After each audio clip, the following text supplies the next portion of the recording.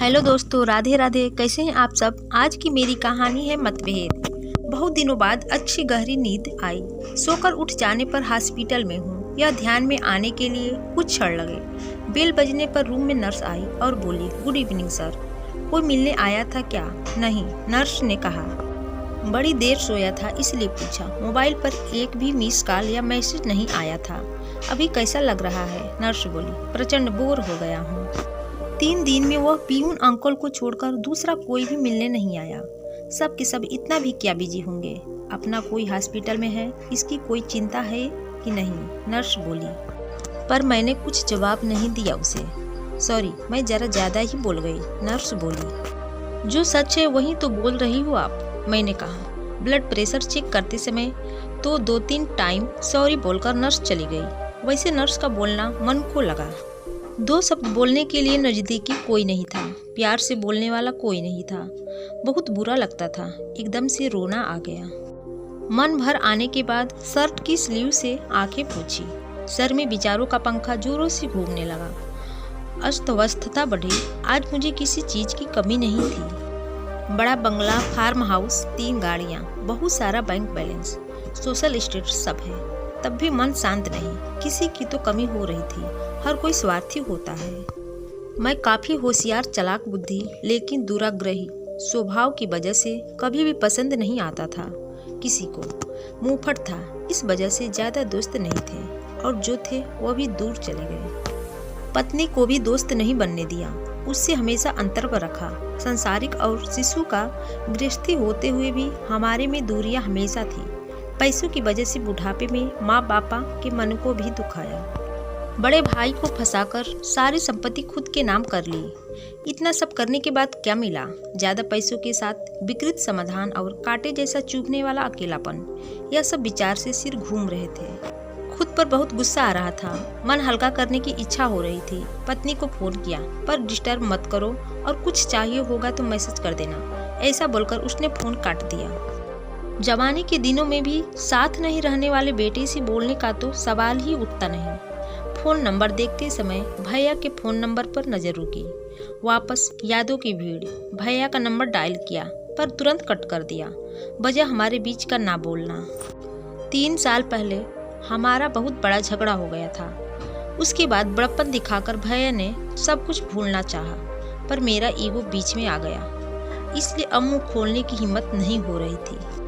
तब भी बोलने का मन हो रहा था। बाद में हिम्मत करके नंबर डायल किया और आंखें बंद कर ली। फोन उठाने के बाद भैया की आवाज आई, भैया मैं बोल रहा हूँ। अभी तक नंबर डिलीट नहीं किया तूने? छोड़, कैसा है तू? फोन क्यों किया? तभी मैं भैया को बोला, आपका गुस्सा समझ सकता हूँ भैया, बहुत गलत बर्ताव किया मैंने आपके साथ। मीठी मीठी बातें करके फंसाया आपको। मन में जो भी था वह सब धार धार बोलने लगा। तभी भैया बोले, मुद्दे की बात बोल, गड़े मुर्दे मत उखाड़, हमारे बीच अब कुछ भी नहीं बचा।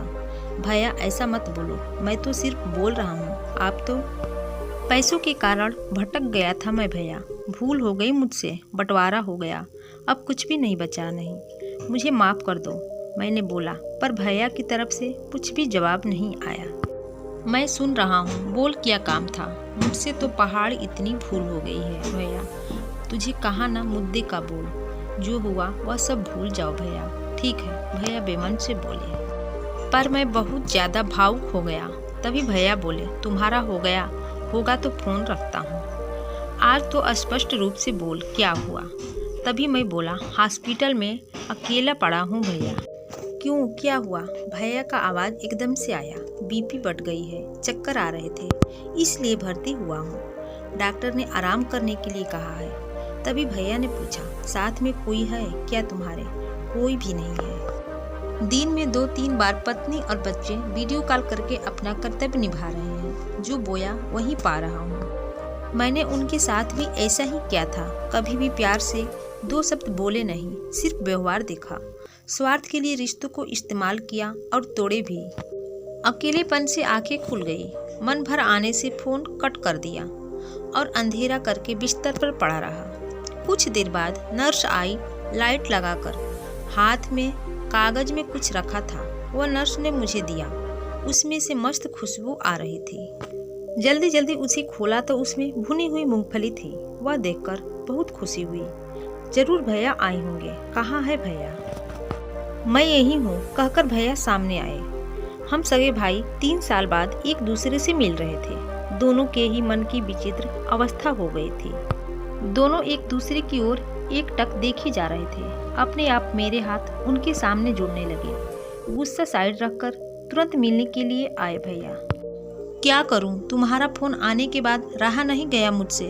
उन्होंने कहा, जो हुआ सो हुआ, अभी उसका विचार मत कर। आपको गुस्सा नहीं आया भैया? बहुत आया, पर आज तुमसे बात करने के बाद पूरा का पूरा गुस्सा बहकर चला गया। तुम्हें पसंद भुनी हुई मूंगफली ले ली और जल्दी यहाँ आ गया। भैया, मैं आगे कुछ बोला नहीं। भैया ने सर पर प्यार से हाथ फेरा, तब बहुत शांत शांत लगा। गुस्सा कभी भी रिश्तों से ज्यादा बड़ा नहीं होता। पुरानी बातों को चिपक कर रहने का दर्द खुद को ही ज्यादा होता है। एक बात हमेशा ध्यान में रखना, हमारा रिश्ता मतलब फेविकोल का जोड़। भैया बचपन में देते थे, वैसे ही मूंगफली के दाने छीलकर मुझे देकर बातें कर रहे थे। वह भुने हुए दाने के स्वाद अफलातून था। अनजाने में कचरे के डब्बे पर ध्यान गया। उसमें मूंगफली के छिलकों की जगह मेरा ही ईगो मुझे दिख रहा था। तो दोस्तों, अगर वीडियो अच्छी लगी होगी तो वीडियो को ज़्यादा से ज़्यादा लाइक, शेयर एंड कमेंट्स करें और चैनल को सब्सक्राइब जरूर करें। धन्यवाद।